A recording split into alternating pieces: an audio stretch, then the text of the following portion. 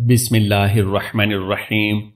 अस्सलामु अलैकुम वरहमतुल्लाहि वबरकातुहू। मोहतरम नाजरीन, पूरी दुनिया में शादी की तकरीब हर मजहब और सकाफत में मुनफरद अंदाज में मनाई जाती है, लेकिन दुनिया में कुछ लोग ऐसे भी हैं जो इस पाक रस्म को शरारती अंसर के रंग में ढालकर इस रस्म को एक नापाक रस्म बना देते हैं। इस वीडियो में हम आपको इस दुनिया की सबसे मक्कार कौम यहूदियों की शादियों के बारे में बताने वाले हैं कि ये लोग अपनी शादियों में कौन से शर्मनाक काम करते हैं। आप यकीन नहीं करेंगे कि यहूदी इसराइल में अपने खूनी रिश्तों के साथ सबके सामने किस तरह शादियां करते हैं। दुनिया में यहूदी वो कौम है जिसने अपने ही मजहब में अपनी मर्जी की ऐसी तब्दीलियां की हैं कि जिनसे खुद बहुत सारे यहूदी भी नावाकिफ हैं, और तौरात में भी ऐसी तब्दीलियां की गईं जिसका मकसद यहूदियों को मुकद्दस सरजमीन यानी फलस्तीन में आबाद करना था। यहूदी शायद वो वाहिद कौम है जो अपनी कौम के बासियों के अलावा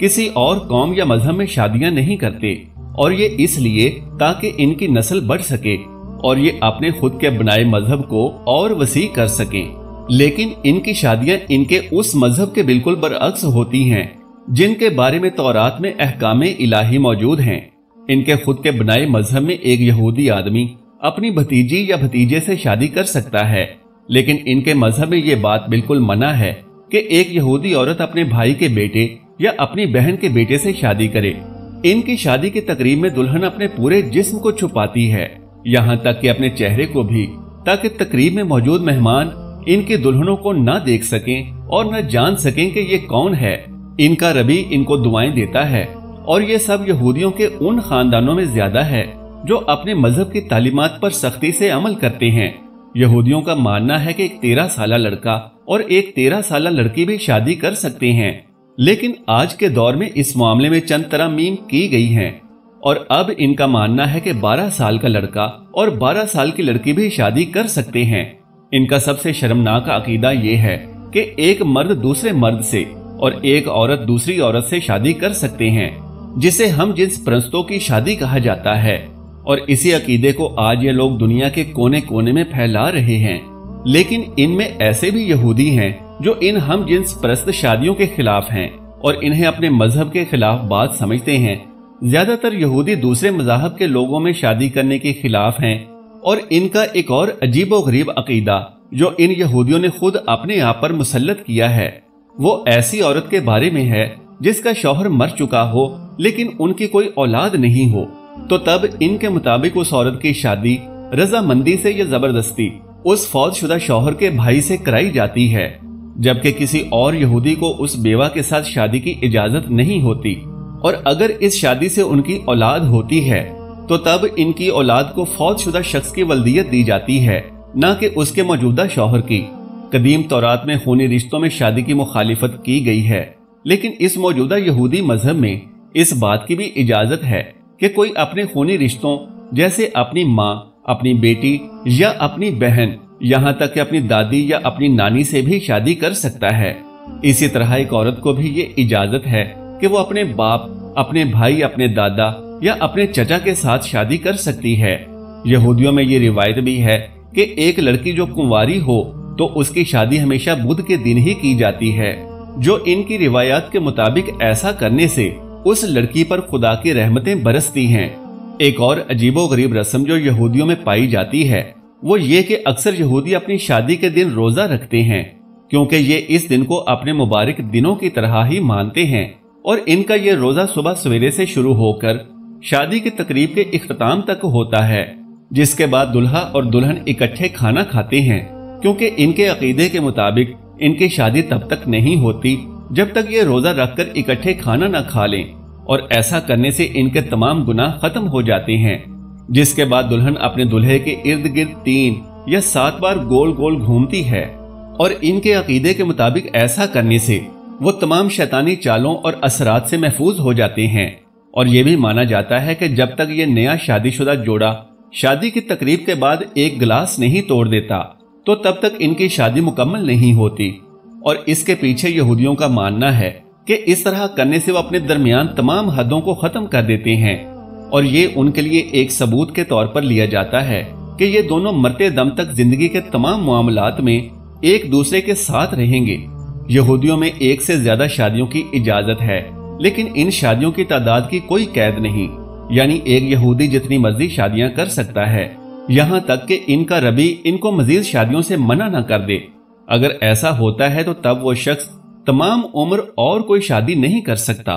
यहूदियों में तलाक का भी एक दिलचस्प अमल होता है, और वो ये कि अगर कोई शख्स अपनी बीवी को तलाक देना चाहता है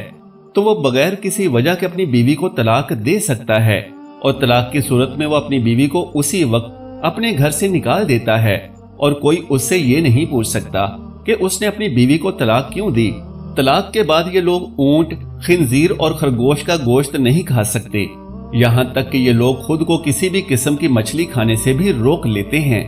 इनके लिए सिर्फ वही खुराक हलाल होती है जिसे छीला गया हो, और हर बड़े स्टोर में लेबल लगाकर ऐसी अशिया को रखा जाता है ताकि जो तलाक याफ्ता अफराद होते हैं वही इन चीजों को खरीद सकें। यहूदी अपने मजहब के सिवा किसी दूसरे मजहब के शख्स के साथ खाना खाने को भी बुरा समझते हैं। यहूदी अपनी इबादत करने से पहले सिर्फ अपने हाथों को धोते हैं और फिर एक बड़ी चादर अपने कंधों पर ओढ़ लेते हैं, और ये ख्याल रखा जाता है कि इस चादर को इससे पहले किसी औरत ने ना पहना हो, वरना तो वो चादर कोई भी यहूदी इबादत के लिए इस्तेमाल नहीं करता, और एक यहूदी इस खास चादर को सिर्फ अपनी इबादत के दौरान ही पहन सकता है। यहाँ तक कि जब वो मर जाता है तो उसे इसी चादर में लपेटकर दफनाया जाता है। यहूदियों में एक लड़का 13 साल से और एक लड़की 12 साल से अपनी इबादत शुरू कर सकते हैं, और जैसे ही एक लड़का या एक लड़की इस उम्र तक पहुंच जाए तो उन्हें उनके इबादत खानों में लाया जाता है, जहां वो उसकी एक बाकायदा तकरीब मुनक्कद करते हैं और खुशियां मनाते हैं कि खुदा ने उनके बेटे या बेटी को अपनी इबादत के लिए चुन लिया। यहूदियों के नजदीक अपनी इबादत वाली चादर की बड़ी अहमियत है, क्योंकि उनका मानना है कि ये वही चादर है जो ताबूते सकीना में मौजूद थी और जिसे इन यहूदियों से चुराया गया था।